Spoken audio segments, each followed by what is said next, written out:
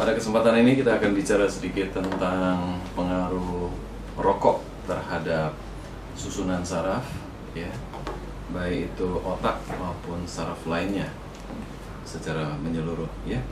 Jadi kalau kita lihat ini otak itu, kita berkenalan dulu sedikit dengan otak, ya. Ini kalau kita buka tengkoraknya, kita akan lihat ini otak ini seperti ini, ya. Kemudian otak itu perlu hidup. Nah, yang memberi kehidupan kepada otak itu adalah aliran darah, ya. Jadi sebetulnya merokok itu berpengaruh buruk, terutama terhadap pembuluh darah. Mulai dari yang ukuran besar sampai ukuran kecil. Jadi pembuluh darah yang memberi makan kepada otak itu mulai dari yang besar kemudian mengecil, kemudian yang di permukaan yang memberi makan kepada sel-sel saraf itu adalah pembuluh darah yang kecil-kecil, ya. Nah, yang diserang pertama kali akibat dari rokok itu, racun-racun rokok itu akan membunuh, ya, pembuluh darah yang kecil-kecil. Jadi kalau pembuluh darah yang kecil-kecil ini mampet, maka aliran darah tidak akan sampai ke sel-sel otak, sehingga banyak sel otak yang rusak. Sel-sel otak yang rusak ini akan menyebabkan orang itu, kalau banyak, akan menyebabkan dia pikun secara bertahap, ya. Nah, itulah yang kita sebut sebagai pikun atau demensia senilis, ya. Nah, kemudian pengaruh yang lain lagi pada pembuluh darah yang besar. Ingat saya katakan tadi bahwa yang pertama kali pengaruhnya itu adalah pembuluh darah yang kecil-kecil. Ada pembuluh darah yang bertugas memberi makan kepada dinding pembuluh darah yang besar. Contohnya yang memberi makan kepada otak. Nah, pada dindingnya ini kalau tidak dapat makan, maka dindingnya ini nanti akan menipis.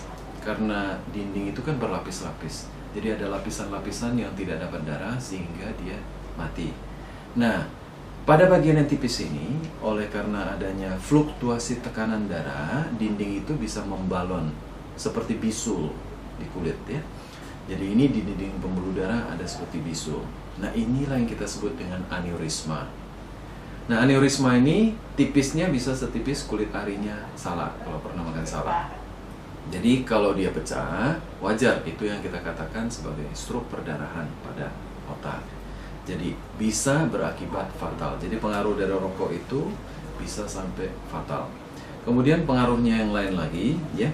Pada pembuluh darah besar yang mulai dari jantung menuju ke otak harus melewati leher. Ada pembuluh darah yang kita sebut karotis di leher. Nah, ini dinding pembuluh darahnya juga rentan.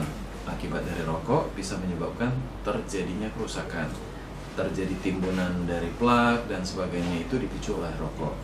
Nah, kalau terjadi penyumbatan di daerah ini juga potensi menyebabkan orang menjadi stroke penyumbatan, yang kita sebut stroke penyumbatan. Kalau tadi pecah stroke perdarahan, kalau ini stroke penyumbatan. Kemudian pengaruh lain lagi, pengaruh buruk, yaitu dia ingat, kita katakan bahwa dia menyerang pembuluh darah kecil-kecil. Pada bantalan tulang belakang, contohnya ini, ya, pada bantalan antara tulang dengan tulang yang ruas tulang yang lain, itu ada yang kita sebut sebagai diskus atau bantalan. Nah, bantalan ini mendapat makanan dari pembuluh darah kecil-kecil. Nah, kalau pembuluh darah ini kecil-kecil ini mati, maka bantalan ini menjadi cepat menua. Jadi kalau cepat menua, lemah dia, sehingga pada gerakan tertentu menyebabkan dia menonjol keluar.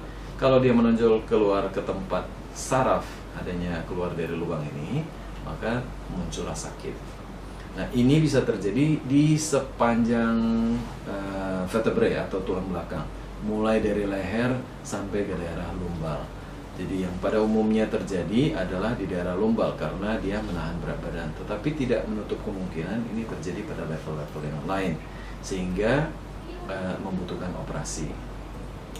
Jadi ingat, kalau mau merokok, ingatlah otak kita. Kalau mau merokok, ingat masa depan dari tulang belakang kita. Jadi smoking, no way.